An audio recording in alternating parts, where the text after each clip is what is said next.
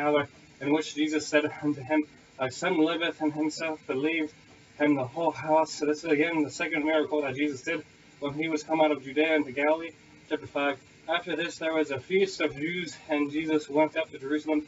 Now there is a Jerusalem by the sheep market a pool, which is called in the Hebrew tongue Bethesda, having 5 porches, and these lay a great multitude of impotent folk, of blind, halt, withered, waiting for the moving of water. For an angel went down at a certain season into the pool, and troubled the water. Whosoever then first, after the troubling of the water, stepped in, was made whole of whatsoever disease he had. And a certain man was there, which had an infirmity 30 and 80 years. And when Jesus saw him lie, he knew that he had been now a long time in that case.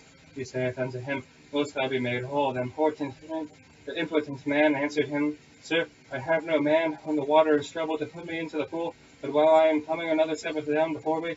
Jesus saith unto him, Rise, take up thy bed, and walk. And immediately the man was made whole, and he took up his bed and walked. And on the same day was the Sabbath, and the Jews therefore said unto him that was cured, It is the Sabbath day, and it is not lawful for thee to carry thy bed. He answered them, and he made me whole. The same said unto me, Take up thy bed and walk.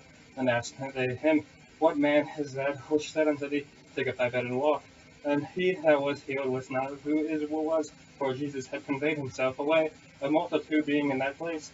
Afterward Jesus findeth him in the temple, and said unto him, Behold, thou art made whole, and sin no more, lest the worst thing come down unto thee. The man departed and told the Jews that it was Jesus which had made him whole, and therefore did the Jews persecute Jesus, and sought to slay him, because he had done these things on the Sabbath day. But Jesus answered them, My Father worketh hitherto, and I work. Therefore the Jews sought more to kill him, because he not only had broken the Sabbath, but said also that God was his Father, making himself equal with God.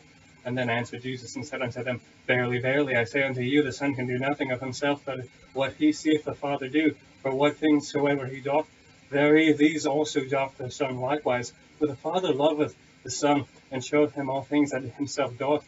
And he will shew him greater works than these, that ye may marvel.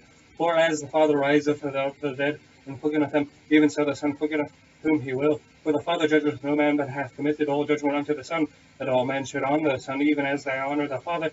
He that honoureth not the Son honoureth not the Father which hath sent him. Verily, verily, I say unto you, he that heareth my word and believeth on him and hath sent me hath everlasting life. It shall not come into condemnation, but it is passed from death into life.